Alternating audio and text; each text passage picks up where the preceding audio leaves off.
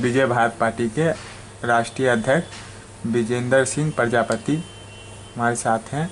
आइए उनसे जानते हैं किसान आंदोलन धरना पे उनका क्या कहना है। सर, जो गाजीपुर में जो किसान धरना चल रहा है उन पे आपको क्या कहना है? मैं विजेंद्र सिंह प्रजापति, राष्ट्रीय अध्यक्ष विजय भारत पार्टी। मेरा किसानों से कोई ऐसा नहीं है कि हम उनके विरोध में हैं, या ऐसा भी नहीं है उनके समर्थन में भी है। मेरा कहने का मतलब सिर्फ ये है, जो जायज़ मांगे किसानों की हैं, वो जैसे सरकार के साथ बातचीत पहले से भी होती आ रही है, 11 दौर की वार्ता हो भी चुकी है, और अभी भी वार्ता के लिए सरकार ने इनको ऑफ़र भी दिया है कि कभी भी वार्ता कर सकते हैं।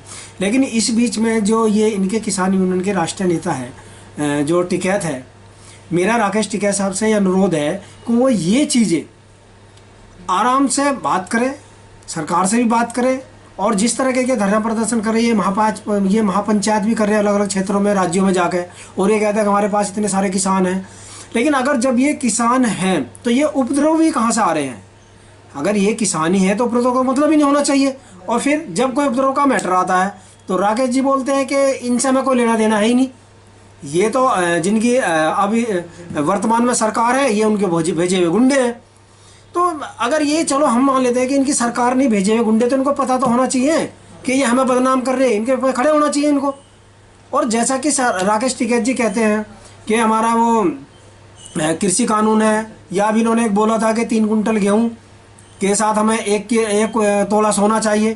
भाई ये चीज़ें जो ये बोल रहे हैं इनका कोई मतलब नहीं होता। ये तो सिर्फ अपने को बचाने के लिए, राकेश जी सिर्फ अपने को बचाने के लिए ये सब चीज़ें बोल रहे हैं। अगर राकेश जी ऐसे नहीं बोलेंगे या इस तरह का वो नहीं देंगे तो किसानों को कैसे भ्रमित करेंगे?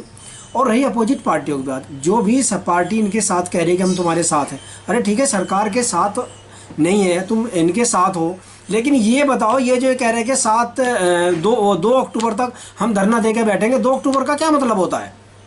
इसका मतलब तो ये था कि सर जो अपोजिट पार्टी है उनको साथ लगी है, वो उनको फंडिंग भी करा रही है, और फंडिंग कराने के साथ साथ इनका वैसे भी साथ दे रही है, मतलब अंदरूनी ना दे के बाहर से साथ दे रही है। अब जैसे टिकैत जी कह रहे हैं कि अभी कल की बात है कि जितने भी अपोजिट पार्टी थे ये सारे भर के गए थे गाजीपुर बॉर्डर। टिकैत ने बोल दिया कि हमें तुम्हारी ज़रूरत नहीं है, तो ये बॉर्डर से वापस लौट के आ गए।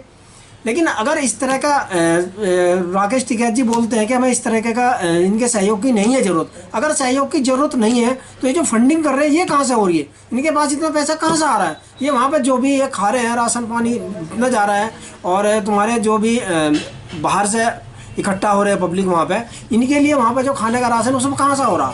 और जो टिकैत के पास है इतनी संपत्ति है, 287 बीघे जो ज़मीन है वो कहाँ से आई है टिकैत के पास? ये बताओ मेरे को। 7 पेट्रोल पंप ये कहाँ से आए, और फार्म हाउस है ये कहाँ से आए, और जो संपत्ति का अभी पता ही नहीं है कितनी संपत्ति है, ये सब कहाँ से आई? ये तो जिस टाइम इनके पापा थे महेंद्र टिकैत जी, हम उनका सम्मान करते हैं, उस टाइम तो नहीं था ये सब कुछ। इसके बाद ये कहाँ से आई? मैं गवर्नमेंट से कहूँगा इनकी संपत्ति की जाँच करी जाए, और जितनी ये फंडिंग हो रही है इनको रोका जाए, और जो वास्तव में किसान है उनकी बात को सरकार को सुनना चाहिए, और जो सरकारों की जायज़ मांगे हैं वो भी सुननी चाहिए, और जो एमएसटी का कानून कह रहे हैं वो भी उनको फाइनल बताना चाहिए। जो भी मतलब एमएसटी निकालती है कोई भी किसान, उससे जाकर गेहूँ भी या किसी भी फसल को बेचता है, वो एमएसटी से नीचे ना लेनी चाहिए। और रही बात, जैसे कि मान लें हम मानते हैं कि किसान गेहूँ बेचता है, गेहूँ में क्या होता है, 1 नंबर का भी होता है, कोई थोड़ा सा नीमल भी होता है, 2 नंबर का भी होता है, उनका रेट फिक्स कर दिया जाए। भाई 1 नंबर के गेहूँ होते इसी रेट बिकेगा, 2 नंबर गेहूँ इसी रेट बिकेगा, और जो बिल्कुल ही ख़राब गेहूँ इसी रेट बिकेगा। इसका मतलब ये नहीं है कि सभी कोई, अगर मान लो 2000 रुपये कुंटल का गेहूँ है, वो कहने लगे हम तो 1500 लेंगे, इसका कोई रेट नहीं होता। मेरा गवर्नमेंट से कहते हैं रेट को कन्फर्म कर जाए, जो एमएसपी वाला मैटर इसको हल किया जाए। और रही जो बिल वाली, अगर बिल में इनमें लग रहा किसानों को कि ये चीज़ गलत है, इनसे बैठ के वार्ता करके और इनसे बूझिए क्या कमी है, जो तुम्हारे उनको समाधान किया जाए। जो कल चक्का जाम का आंदोलन चालू हुआ था उस पर आपको क्या कहना है? नहीं देखो, ये चक्का जाम करे किसान, उससे कोई बेनिफिट नहीं होने वाला। सिर्फ क्या है, चक्का जाम करने से आम जनता को नुकसान है। जो आम पब्लिक है, आम पब्लिक ही बाहर की नहीं है, वे आम पब्लिक हमारे भाई हैं, हमारे गरीब मजदूर करने वाले मजदूर हैं, या मतलब जैसे कि कोई गांव से शहर में नौकरी करने के लिए आ रहा है, उनको प्रॉब्लम हो रही है, क्या टिकैत को ये नहीं जानकारी है कि ये हमारे भाई हैं, हमारे मजदूर हैं, हमारे किसान भाई हैं। इनमें से कम 50% आदमी बाहर मजदूर करने के लिए जाता है। अगर उनको कोई दिक्कत हो गई, इनकी मजदूरी एक दिन की छुटती है, चाहे वो 200 की कर रहा चाहे 500 कर रहा, उसकी मजदूरी का जिम्मेदार कौन है? या रास्ते में कोई घटना घट जाए, कोई और प्रॉब्लम, उसकी जिम्मेदार कौन लेगा? राकेश टिकैत बोल देता है मेरा उनसे कोई लेना देना है ही नहीं, चक्का जाम तुम करा रहे, सारे काम आप करा रहे। दिल्ली में जो भी इन्होंने धरना देना था 26 जनवरी पे ट्रैक्टर रैली निकाल दी, वो किसान ये करा रहे थे। बाद में जब विरोध हो गया, कहने लगे हम इसके मालिक है ही नहीं, हमें इनकी जानकारी है ही नहीं, ये तो इन्होंने कराया है। इस तरीके से टिकैत जी सोचते हो कि हम अपोजिट पार्टियां जितने भी हैं उन्होंने हमें बैठा रखे थे, नहीं काम चलेगा। जनता सब जानती है, जनता एक दिन इन्हीं की पोल खोलने लगेगी। अभी कल का इंटरव्यू था, इनके एक चाचा लगते हैं, वो खुद कह रहे कि ये अपने पापा का महेंद्र सिंह टिकैत का मतलब जो उनकी ज़मीनी वो है उसको ठेस पहुंचा रहे हैं।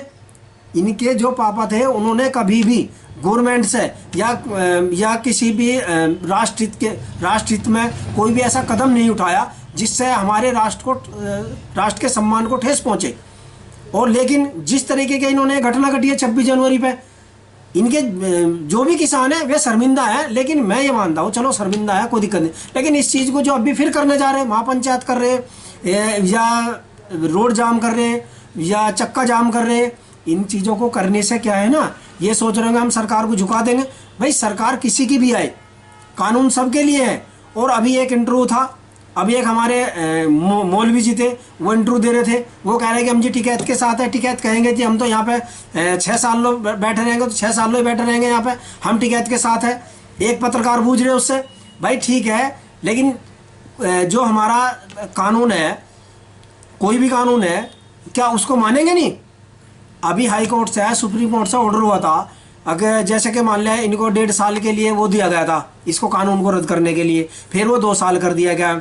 वो हमारे मोमडन भाई कह रहे थे कि हम कानून को मानते ही नहीं है, क्योंकि कानून तो हम इसलिए नहीं मानते। अभी क्या नाम है, पीछे जी जो बाबरी मस्जिद वाला मैटर था, राम मंदिर वाला मैटर था, कहने लगा वो मोमडन कह रहे थे कि ये जो है ना, ये पक्ष में उसके जाना था बाबरी मस्जिद के, और ये पहुंच गया मंदिर के पक्ष में, इसलिए हम जो है ना सरकार पे विश्वास ही नहीं करते, हम कोर्ट पे विश्वास ही नहीं करते। संविधान का तो रखना पड़ेगा ना, ये हिंदुस्तान का संविधान है, ये किसी के बाप का संविधान नहीं है।